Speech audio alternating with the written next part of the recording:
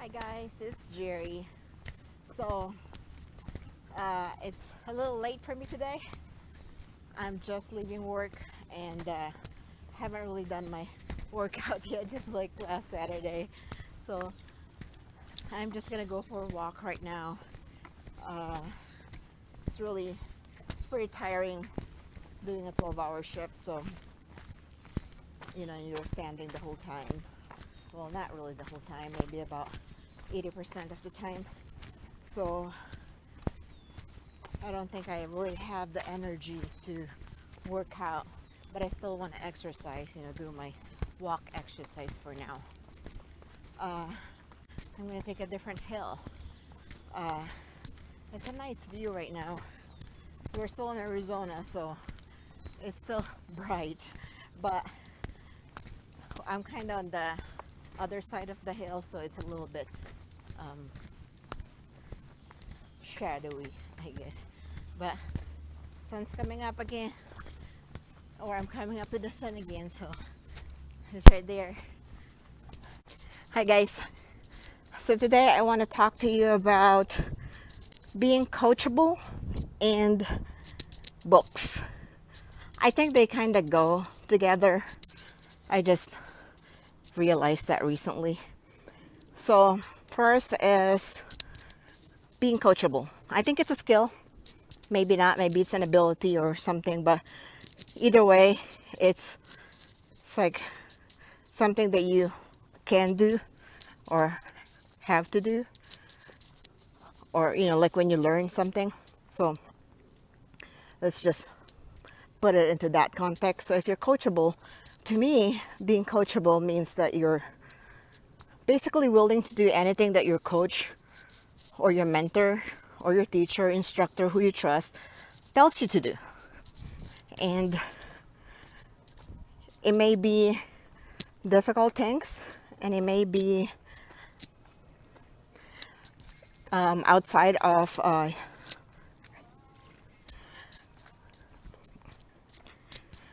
it may be difficult things, and it may be outside of your comfort zone, but you have to do it.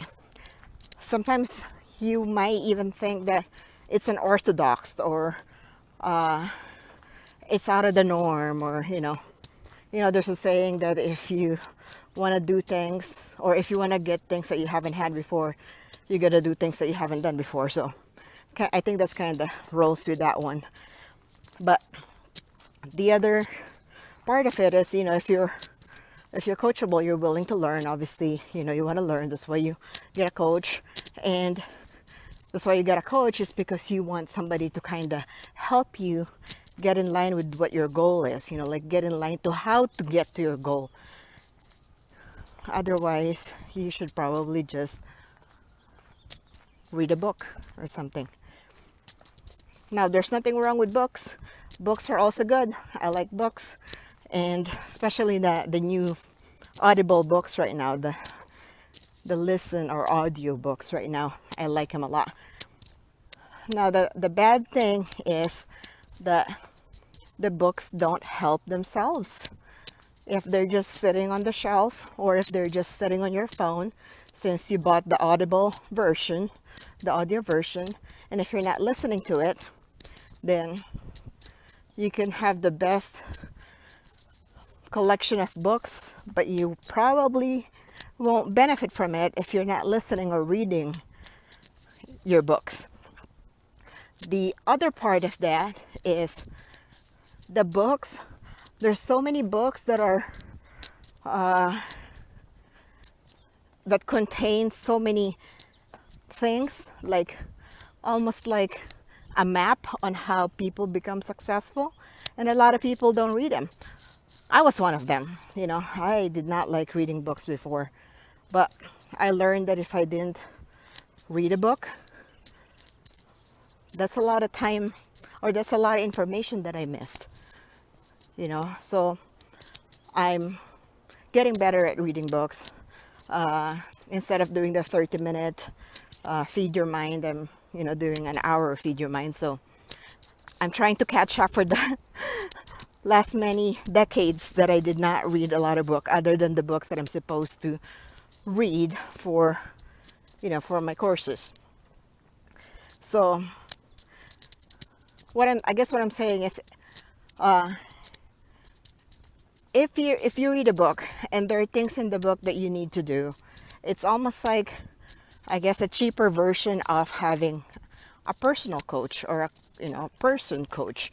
The book can actually tell you what's going on, what you need to do, and like a person coach would do, or would tell you to do, or would coach you to do.